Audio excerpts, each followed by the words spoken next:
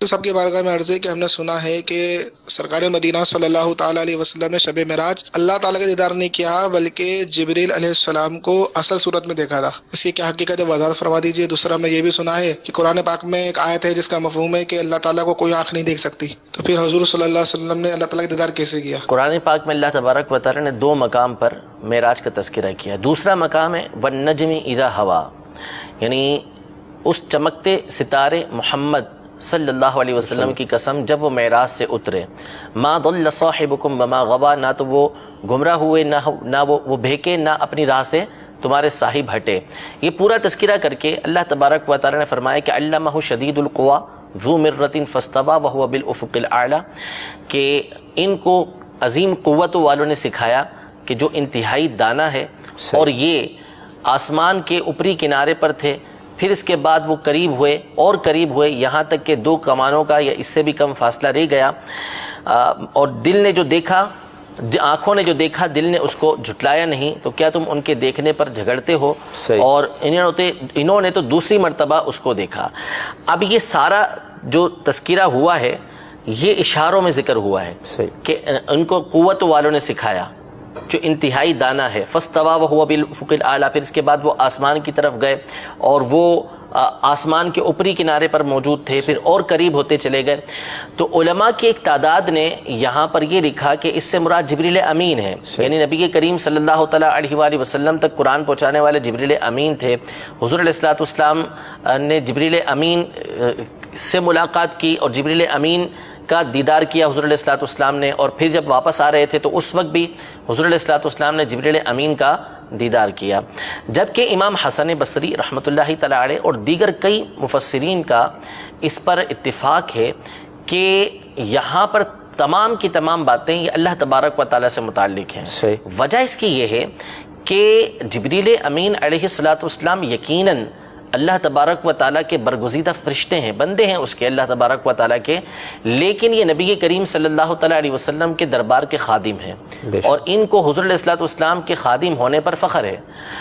اب یہ جو سارا اب سورہ والنجم کو پڑھیں گے تو آپ کو انتہائی لطف محسوس ہوگا کہ اللہ تبارک و تعالیٰ کتنے پیارے انداز میں ایک ملاقات کا تذکرہ کر رہا ہے کہ والنجم اذا ہوا، وہ اس چمکدار ستارے محمد کی قسم جب وہ معراج سے اترے.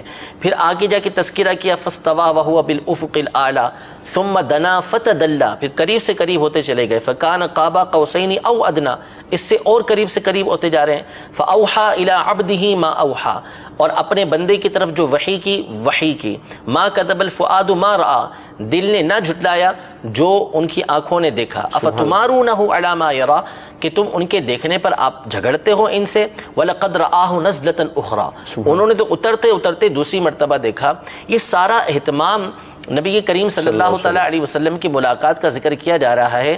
تو جبریل امین تو بارگاہ رسالت میں حاضری دیتے رہتے تھے، اور جبریل کا حضور علیہ الصلوۃ والسلام سے ملاقات کرنا یہ جبریل کے لیے شرف کی بات ہے. حضور علیہ الصلوۃ والسلام کا جو اصل شرف ہے وہ یہ ہے کہ آپ اپنے رب عز و جل سے ملاقات کریں، اپنے رب عز و جل کا دیدار کریں. تو قرآن پاک کی ان آیات کے اندر اسی بات کی طرف اشارہ کیا گیا ہے، اسی بات کو بیان کیا گیا ہے جو حق اور سچ ہے کہ یہاں پر جو ملاقات کا تذکرہ ہے وہ اللہ تبارک و تعالیٰ سے ہے، دیکھنے کا جو تذکرہ ہے وہ اللہ تبارک و تعالیٰ کا دیکھنے کا ہے. اور پھر احادیث صحیحہ اس باب کے اندر موجود ہیں، اگرچہ کہ صحابہ کرام علیہم رضوان کے زمانے سے اس میں اختلاف آ رہا ہے. حضرت عائشہ رضی اللہ تعالیٰ عنہا، حضرت عبداللہ بن مسعود رضی اللہ تعالیٰ عنہ اس بات کی قائل تھے کہ دیدار الہی نہیں کیا نبی کریم صلی اللہ علیہ وسلم نے، لیکن یہ ان کا اجتہاد تھا. جیسا کہ انہوں نے آگے آیت ذکر کی کہ قرآن پاک میں اللہ تبارک و تعالیٰ فرماتا ہے کہ لا تدرکہ الابصار وہو یدرک الابصار، کہ آنکھیں جو ہیں وہ اللہ تبارک و تعالیٰ کا ادراک نہیں کر سکتی. اللہ تبارک و تعالیٰ آنکھوں کا ادراک فرماتا ہے. اس کا مطلب ہے احاطہ کرنا، یعنی کوئی بھی نگاہ اللہ تبارک و تعالیٰ کا احاطہ نہیں کر سکتی، گھیر نہیں سکتی اس کو. تو یہ تو حق اور سچ ہے کہ اللہ تبارک و تعالیٰ کی ذات لا متناہی ہے. کس میں قوت ہے کہ اللہ تبارک و تعالیٰ کی ذات کا ادراک کر سکے؟